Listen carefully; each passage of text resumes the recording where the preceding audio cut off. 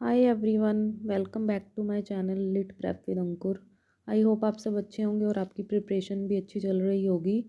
तो last lecture में हमने सैमुअल टेलर कॉलरिज के वर्क्स को डिस्कस किया था। तो उस वीडियो में हमने कुछ वर्क्स को डिस्कस कर लिया था। आज की इस वीडियो में हम रिमेनिंग वर्क्स को डिस्कस करेंगे। तो फर्स्ट ऑफ ऑल हम डिस्कस करेंगे उनकी पोएम फ्रोस्ट एट मिडनाइट, जो कि 1798 में पब्लिश हुई थी।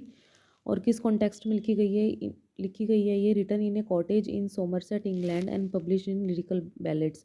ये भी first edition of Lyrical Ballads 1798 में पब्लिश हुई थी। इसमें क्या थीम्स देखने को मिल रही है हमें? Nature as a spiritual guide. Nature is portrayed as being almost divine force that shapes character. इसमें एस टी कॉलरिज ने ये बताने की कोशिश करी है कि नेचर कैसे हमारे करेक्टर को शेप करता है, वो कैसे एक डिवाइन फोर्स की तरह काम करता है। नेक्स्ट थीम है childhood and memory. Coleridge reflects on how his own upbringing contrast with what he hopes for his son. इसमें चाइल्डहुड की थीम है और वो कैसे जो कोलरिज है वो अपने चाइल्डहुड की मेमोरीज को याद करके किसके साथ कंट्रास्ट कर रहे हैं? अपने सन के फ्यूचर के लिए कंट्रास्ट कर रहे हैं कि उनके जैसे वो उनका चाइल्डहुड की अपब्रिंगिंग हुई है वैसे ही वो अपने सन के लिए होप करते हैं। थर्ड है imagination and introspection. A tiny stimulus the fluttering film leads to deep reflection, a hallmark of romantic imagination. इसमें भी उन्होंने इमेजिनेशन का यूज़ करा है जैसे कि वो बाकी अपनी पोएम्स में यूज़ करते थे। नेक्स्ट है domestic intimacy. The setting of the poem emphasises warmth, quiet and parental love. इसमें उन्होंने पेरेंटल लव को दिखाया है इस पोएम में कि कैसे एक फादर अपने सन के फ्यूचर के लिए होप्स कर रहा है। समरी डिस्कस करेंगे इसकी। In a quiet winter night while frost work its secret ministry, Coleridge watches his baby son sleep.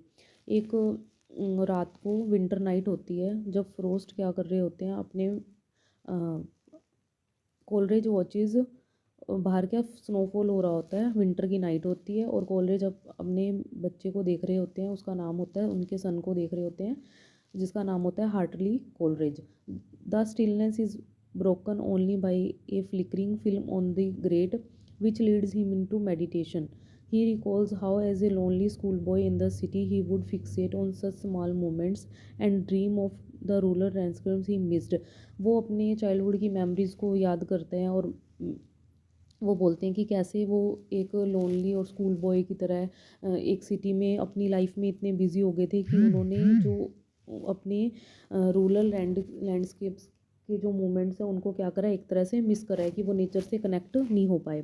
Turning back to the present he address his son and hope with hope, unlike him the child will grow up among mountains lakes and open skies. वो अपने सन के लिए यही wish करते हैं कि वो उसकी भी जो अपब्रिंगिंग हो वो नेचर की तरह हो, वो भी नेचर के साथ कनेक्ट कर पाए, माउंटेन्स के साथ, लेक्स के साथ, ओपन स्काइज के साथ। Nature will act as gentle teacher shaping the boy's mind and heart and feeling his life with harmony, joy and sense of divine presence. वो अपने सन के लिए यही होप करते हैं फ्यूचर में कि जो नेचर है उसके लिए जो नेचर है वो उसके सन के लिए भी एक टीचर का ही काम करे, जो उसके माइंड को और हार्ट को कैसे शेप करेगा, एक अच्छे करेक्टर की तरह उसके करेक्टर को शेप करेगा और उसकी जो लाइफ होगी वो full of harmony, Joy and sense of एक डिवाइन प्रेजेंस उसकी लाइफ में उसको देखने को मिलेगा। इसके इम्पॉर्टेंट कोट्स हैं, but thou my baby shalt wander like a breeze by lakes and sandy shore, beneath the crags, and therefore all suns shall be sweet to thee, whether the summer clothe the general earth with greenness or the red breast sit and sing betwixt the tufts of sown on the bare branch of mossy apple tree। इस coat में भी वो यही discuss करें कि कैसे nature के साथ हमें कनेक्टेड रहना चाहिए। नेचर जो है हमारे लिए एक टीचर का काम करता है और हमारे करेक्टर को एक तरह शेप करता है, इसलिए उन्होंने इसमें नेचर को काफ़ी डिस्कस करा है इस पोएम में। और वो अपने सन के लिए भी फ्यूचर में ऐसा ही होप करते हैं कि उनका सन है वो भी ऐसे नेचर की तरह कनेक्ट रहे और ताकि उसकी लाइफ में क्या हो, एक पीस और काम की फीलिंग बनी रहे। नेक्स्ट पोएम है the Eolian harp, written in 1795 but publish हुई थी 1796 में। और ब्लैंक वर्स में ये पोएम को लिखा गया है। इसकी थीम्स है nature and imagination, unity of universe, conflict between imagination and religious faith और डोमेस्टिक पीस। इसमें एस टी कोलरिज ने नेचर और इमेजिनेशन की बात करी है और यूनिटी की बात इस पोएम में हमें देखने को मिलेगी, और इमेजिनेशन और रिलीजियस फेथ का कैसे कन्फ्लिक्ट है आपस में, ये वाली थीम है, और डोमेस्टिक पीस की थीम हमें देखने को मिलती है। Coleridge and his fiancée sit peacefully at a cottage window on a calm evening। Coleridge और उनकी fiancée कॉटेज विंडो में बैठे रहते हैं। A breeze plays soft spontaneous music on an Ionian harp nearby। तो क्या होता है कि इलोनियन हार्प एक ऐसा म्यूज़िक इंस्ट्रूमेंट होता है कि जब उसमें से एयर पास होती है तब वो क्या करता है, एक म्यूज़िकल साउंड प्रोड्यूस करता है। The harp music inspire Coleridge to reflect on nature and imagination. जो उस हार्प का म्यूज़िक है वो इंस्पायर करता है कोलरेज को नेचर और इमेजिनेशन पे लिखने के लिए। He wonders if all living things are connected by one divine universal spirit. वो इमेजिन करते हैं कि जो ऑल लिविंग थिंग्स है वो कैसे एक डिवाइन स्पिरिट के साथ कैसे कनेक्टेड है, इस चीज़ को उन्होंने इस पोएम में शो किया है। Imagining Sara gentle disapproval he pulls back from his speculative idea. He ends by embracing humility and expressing gratitude for love faith and quiet domestic happiness. वो इस पोएम को कैसे एंड करते हैं कि वो बोलते हैं कि जैसे यूलोनियन हार्प को एयर की मदद से कैसे, जब तक उसमें से एयर क्रॉस नहीं होती वो म्यूज़िकल साउंड प्रोड्यूस नहीं करता, ऐसे ही जब जब टू लवर्स हैं जब तक वो आपस में सिंक्राइनेशन और पीसफुली आपस में कनेक्शन बना के नहीं रहेंगे तब तक वो एक क्या है, एक मीनिंगफुल रिलेशनशिप नहीं बना सकते। इसलिए दोनों लवर्स के बीच में एक सिंक्रोनाइजेशन होनी चाहिए जैसे कि इलोनियन हार्प में होती है।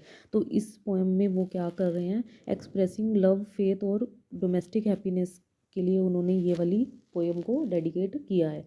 इम्पॉर्टेंट कोट है, our cot overgrown with white flowered jasmine. Next poem है Christabel. Krista planned 3 additional parts, but these were never completed. Coleridge prepared for the first 2 parts to be published in 1800 edition of Lyrical Ballads, his collection of poems with William Wordsworth, but left it out on Wordsworth advice। उन्होंने plan तो किया था 3 addition में Christabel लिखने का, पर वो उसको 2 ही पार्ट में लिख पाए थे और उन्होंने उनको 1800 की एडिशन, लिरिकल बैलेड्स की एडिशन में पब्लिश करवाया था। It was published in pamphlet in 1816 alongside कुबला Khan and the pains of sleep. इन्होंने किस पैम्फलेट में इसको पब्लिश कराया था, कुबला खान और पेन्स ऑफ स्लीप के साथ इसको पब्लिश कराया था।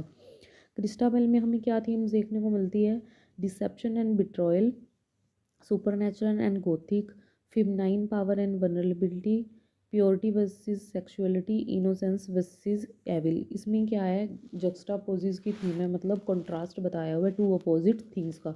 जैसे कि सुपरनैचुरल और गोथिक है, प्योरिटी है एक तरफ सेक्सुअलिटी की बात है, एक तरफ इनोसेंस की बात है, तो एक तरफ ईवल की थीम है।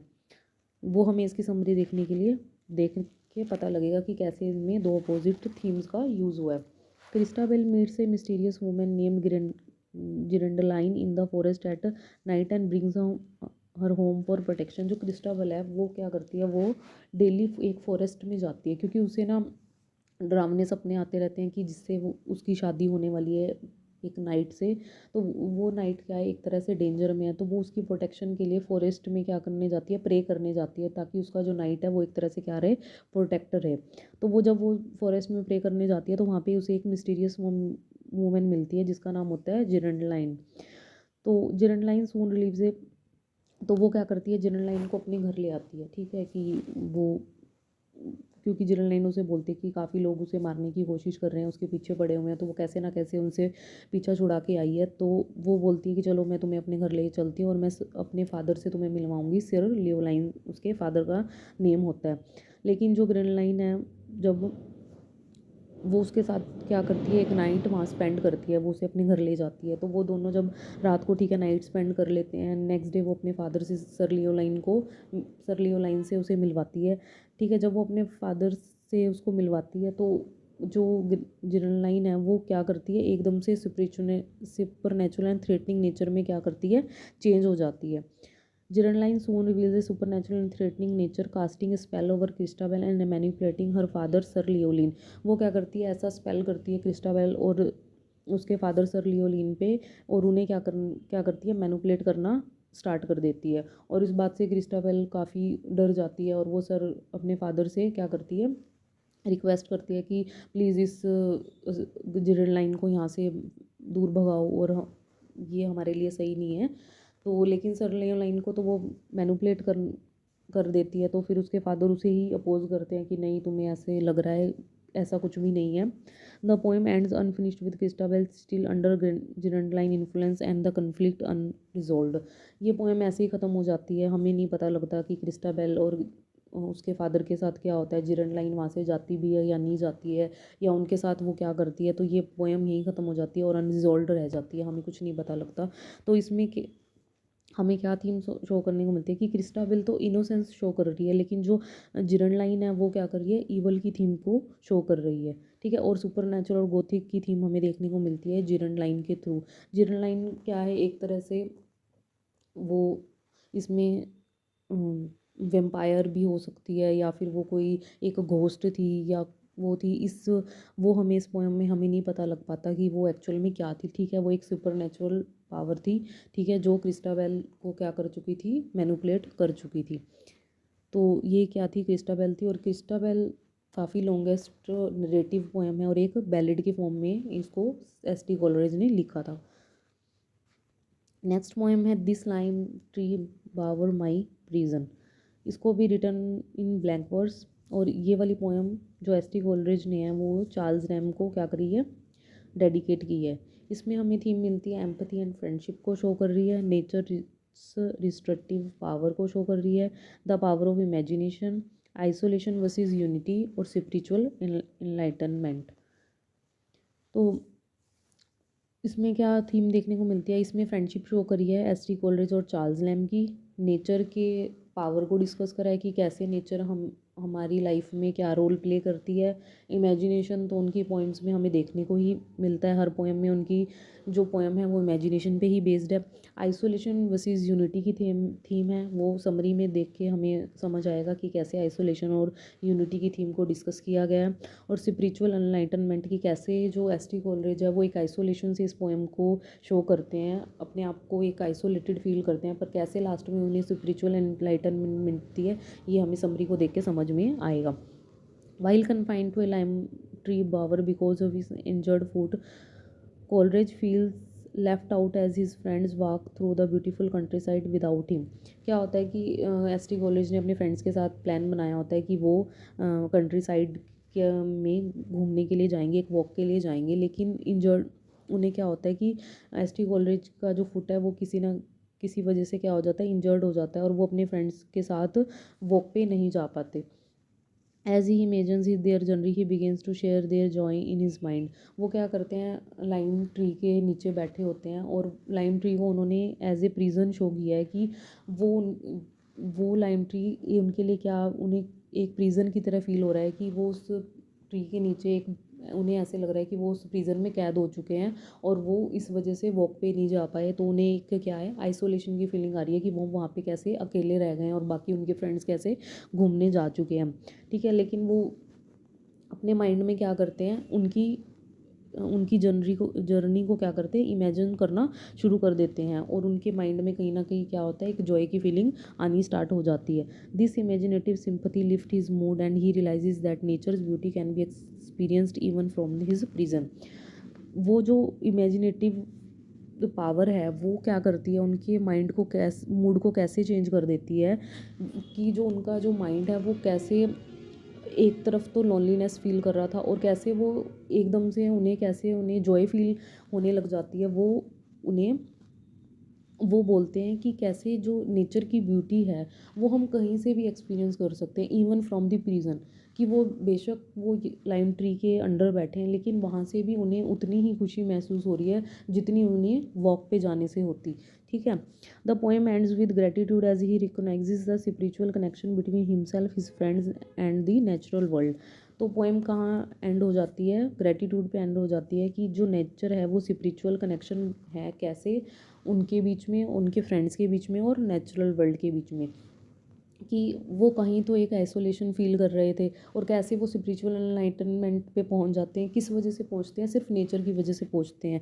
क्यों? क्योंकि उन्हें लगता है कि जो नेचर है वो एक हमारे लिए एक हीलिंग पावर भी है नेचर के अंदर। ठीक है। जब भी हम नेचर को कहीं नेचर की थिंग्स को फील करते हैं तो हम कहीं ना कहीं आइसोलेशन से एक स्पिरिचुअलिटी की तरफ भी जाते हैं, और कैसे हम नेचुरल वर्ल्ड के साथ कनेक्ट होके कैसे हमारा जो माइंड है वो पीसफुल भी हो जाता है और हम कामनेस भी फील करते हैं। तो ये सब उन्होंने अपने पोएम्स में, इस पोएम में उन्होंने डिस्कस किया है। नेक्स्ट उनका है वर्क बायोग्राफिकल लिटरेरिया, जो कि 1817 में पब्लिश हुआ था, और मेजर वर्क है ये लिटरेरी क्रिटिसिज्म का और लिटरेरी ऑटोबायोग्राफी का। ये उनकी ऑटोबायोग्राफी भी है और लिटरेरी क्रिटिसिज्म का भी पार्ट है, और इसे हम लिटरेरी क्रिटिसिज्म में भी डिस्कस करेंगे। Written partly as a defence of his poetic theories and partly as an account of his intellectual development, it mixes philosophy, autobiography and criticism in highly original way. उन्होंने इसको defence की तरह लिखा है poetic theories के लिए, और ये किस चीज़ का मिक्सचर है?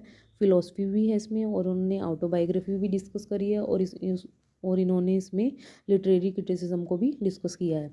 Coleridge begins bye describing his early life, education and evolution of his poetic ambition. उन्होंने इस वर्क में अपनी जो अर्ली लाइफ को भी डिस्कस करा है, एजुकेशनल लाइफ को भी, और कैसे उनका इवोल्यूशन होता है पोएटिक एम्बिशंस तक पहुंचने का, वो भी इन्होंने इस वर्क में डिस्कस करा है। From there the work expands into complex discussion of imagination, creativity and romantic poetry. जो वर्क है वो कॉम्प्लेक्स डिस्कशन तक भी पहुंच जाता है, जैसे imagination, creativity and romantic poetry, including his famous discussion between primary and secondary imagination. इन्होंने इमेजिनेशन पे भी बात करा है इस वर्क में। दो तरह की इमेजिनेशन के लिए इन्होंने बात की है, प्राइमरी और सेकेंडरी, और उन दोनों में क्या डिफरेंस है ये भी इन्होंने इस वर्क में डिस्कस किया है। It also contains Coleridge critical response to Wordsworth poetic theory as presented in the preface to Lyrical Ballads. उन्होंने वर्ड्सवर्थ की जो लिरिकल बैलेड्स में उन्होंने जो थ्योरी दी थी उसको भी काफ़ी इन्होंने क्रिटिसाइज़ किया है अपने वर्क में। इसके कुछ की पॉइंट्स है। कॉलरिज आइडिया ऑफ फैंसी, इन्होंने फैंसी इमेजिनेशन को बोला है the passive mechanical and reproductive power of mind, कि ये एक, जब हम माइंड पे काफ़ी प्रेशर देके और किसी भी पोएट्री को लिखते हैं तो वो हमारी क्या होती है? फैंसी इमेजिनेशन होती है। ठीक है। प्राइमरी इमेजिनेशन को क्या बोला है? It is innate automatic power, it allow us to make sense of reality, turning raw sensation into meaningful perceptions. Primary imagination को बोला है कि ये इनेट होती है, ये सभी में बाय बर्थ ही होती है, और ये वाली जो इमेजिनेशन है ये सब में होती है। ठीक है। और ये एक ऑटोमेटिक पावर है। ये क्या करती है? ये हमारे सेंसेस को, सेंस ऑफ रियलिटी को किस में चेंज करती है? मीनिंगफुल परसेप्शंस में चेंज करती है, कि कोई भी कॉमन मैन है वो इस इमेजिनेशन का यूज़ करता है। ये कोई ऐसी इमेजिनेशन नहीं है कि इसके लिए काफ़ी हमें कोई एफ़र्ट लगाना हो, या इसमें हमें कुछ ज़्यादा माइंड पे प्रेशर देने की ज़रूरत है। ये एक नॉर्मल सी इमेजिनेशन होती है जो किसी भी इंसान में पाई जा सकती है, और ये बाय बर्थ होती है, ये एक ऑटोमेटिक पावर होती है। नेक्स्ट है secondary imagination, conscious and deliberate. ये क्या करती है? ये कॉन्शियस माइंड का यूज़ करती है, कि हम माइंड पे काफ़ी जब जोर देते हैं, ठीक है, काफ़ी प्रेशर देने के बाद जो इमेजिनेशन आती है वो क्या होती है? सेकेंडरी इमेजिनेशन होती है। Works to reshape and recompose elements of experience. ये क्या करती है? एलिमेंट्स ऑफ एक्सपीरियंस को रीशेप और रिकम्पोज करने का काम करती है। Creates new meaning, symbolism and beauty. ये क्या करती है? न्यू मीनिंग देती है। अगर किसी भी इमेजिनेशन को हम सोच रहे हैं तो उसे एक न्यू मीनिंग देती है, उसे सिंबल की तरह रिप्रेजेंट करती है, और उसे कहीं ना कहीं एक ब्यूटी की तरह भी वर्क करती है, उसके अंदर एक ब्यूटी का काम भी करती है। Used by artist, poets and creative thinkers. जो सेकेंडरी इमेजिनेशन का यूज़ है वो सिर्फ एक आर्टिस्ट ही कर सकता है, पोइट कर सकता है, या क्रिएटिव थिंकर्स कर सकते हैं, क्योंकि जो सेकेंडरी इमेजिनेशन है वो ऐसे नहीं आ जाती। उसके लिए हमें जो माइंड पे काफ़ी प्रेशर देना पड़ता है, काफ़ी सोचना पड़ता है, ठीक है, तब जाके जो इमेजिनेशन है, सेकेंडरी इमेजिनेशन है, वो वर्क करती है। तभी जो पोइट्स हैं या क्रिएटिव थिंकर जो आर्टिस्ट हैं वो अपने वर्क्स में इस इमेजिनेशन को लेके आ पाते हैं, ठीक है। ये कोई प्राइमरी इमेजिनेशन की तरह नहीं है कि हर किसी के अंदर ये इमेजिनेशन हमें देखने को मिलेगी। Reflects God creative act but in limited human form. ये भी एक गॉड की ही क्रिएटिव एक्ट है, बट कुछ ह्यूमंस में हमें ये देखने के लिए मिलती है, ये हर इंसान में हमें देखने को नहीं मिलेगी। इसलिए जो पोइट्स हैं वो कॉमन मैन से डिफरेंट कैसे सोच पाते हैं, ठीक है। हम लोग नहीं सोच पाते, जो पोइट्स सोच कर लिखते हैं वो ऐसे ऐसे टॉपिक्स पे लिखते हैं जिसमें कॉमन मैन कभी सोच ही नहीं पाता कि इस टॉपिक पे भी कभी कोई पोइट्री लिखी जा सकती है, ठीक है। और जो पोइट्स क्रिएटिव पावर को यूज़ करते हैं अपनी पोइट्री में, वो जिस तरह से यूज़ करते हैं वो कॉमन मैन यूज़ ही नहीं कर सकता, क्योंकि वो इमेजिनेशन कॉमन मैन के अंदर होती नहीं है। वो सिर्फ हमें पोइट्स में देखने के लिए मिलती है कि कैसे वो अपने पोइट्री में क्रिएटिविटी का यूज़ करते हैं। तो ये क्या थी, सेकेंडरी इमेजिनेशन थी। और जो प्राइमरी इमेजिनेशन थी क्या थी, वो बाय बर्थ होती है और वो इतनी कोई क्रिएटिविटी नहीं करती, वो ठीक है नॉर्मल सेंस ऑफ रियलिटी का यूज़ करती है और मीनिंगफुल परसेप्शन तक हमें पहुंचा देती है। और इन्होंने इस वर्क में वर्ड्सवर्थ को भी काफ़ी क्रिटिसाइज़ किया था। वर्ड्सवर्थ जब मैंने आपको पढ़ाया था तो उसमें मैंने एक आपको बताया था विलिंग सस्पेंशन ऑफ डिसबिलीफ, नहीं ये तो कॉलरेज का ही था, वो जो बताया था मैंने आपको द स्पॉन्टेनियस वाला, कि विलियम वर्ड्सवर्थ ये बोलते थे कि हमें जो सडन फीलिंग आती है अगर उसके बाद हम कोई पोइट्री लिखते हैं तो वो एक्चुअल पोइट्री होती है। और जो हम नेचर से कनेक्ट होके लिखते हैं, जो हमारी फीलिंग्स जो हमें नेचर से मिलती है, अगर हम उसके ऊपर लिखते हैं तो वो एक अच्छी पोइट्री मानी जाती है। लेकिन जो एस.टी. कोलरेज होते हैं वो बोलते हैं कि ऐसे ही नहीं पोइट्री लिख सकते हम, ठीक है। कोई भी नेचर से हम चीज़ को देख रहे हैं और उसके ऊपर हमने फटाफट अपनी फीलिंग्स लिख दी और पोइट्री लिख दी, वो वैसा कुछ भी नहीं होता है। किसी भी चीज़ को हमें सोचना पड़ता है। अगर हम नेचर को देख रहे हैं तो उसके बारे में भी हम सोचेंगे, प्रॉपर वर्ड्स का यूज़ करेंगे, प्रॉपर राइमिंग का यूज़ करेंगे, मीटर्स का यूज़ करेंगे, तब जाके हम एक अच्छी पोइट्री लिख सकते हैं। तो ये एस.टी. कोलरेज ने बोला था और वर्ड्सवर्थ को इस चीज़ के लिए क्रिटिसाइज़ किया था कि वर्ड्सवर्थ बोलते हैं कि हमें स्पॉन्टेनियस फीलिंग आ गई तो हमने पोइट्री लिख दी, बिना सोचे समझे जो हम पोइट्री लिखते हैं वो अच्छी पोइट्री होती है। लेकिन जो एस.टी. कोलरेज है वो इस चीज़ को कहीं ना कहीं क्रिटिसाइज़ कर रहे थे। वो बोलते हैं कि ऐसे नहीं होता है, हमें पोइट्री के लिखने के लिए क्रिएटिविटी का भी यूज़ करना पड़ता है। और पोइट्री की जो राइमिंग स्कीम्स हैं या मीटर है, हर चीज़ को हमें प्रॉपरली अरेंज करके लिखना पड़ता है। तो वो इस चीज़ पे क्या करते थे, एम्फेसाइज़ करते थे। तो ये सब क्या था, एस.टी. कॉलरेज के बारे में हमने सब कुछ डिस्कस कर लिया। उनका जो मेन वर्क था बायोग्राफी लिटरेरिया, ये हम लिटरेरी क्रिटिसिज्म में और डिटेल से पढ़ेंगे, ठीक है। जो मेन आइडिया वो मैंने आपको इसमें डिस्कस कर दिया, बाकी हम लिटरेरी क्रिटिसिज्म वाली यूनिट में पढ़ेंगे। तो जो इनकी मेन पॉइंट्स थी वो हमने सारी डिस्कस कर ली हैं। सो आज की वीडियो में इतना ही। Thank you so much. If you like my content, please share, subscribe and like my channel. Bye.